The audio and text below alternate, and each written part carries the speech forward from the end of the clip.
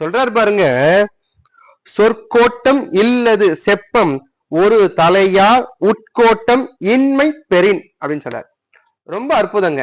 என்னங்க அது? நடுநிலைமைக்கு ஒரு வரையறை தராரு.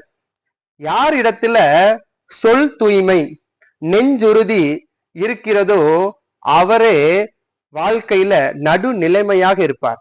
அவர் சொல்லக்கூடிய சொல் நியாயமாக, தீர்ப்பு நேர்மையான தீர்ப்பாக இருக்கும் அப்படின்னு சொல்றாருங்க.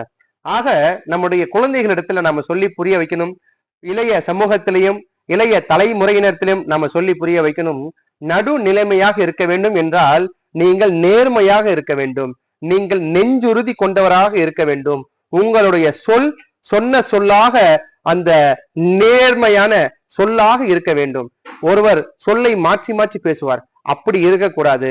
நாம் எதை சொல்கிறோமோ அதன்படி நடக்க வேண்டும்.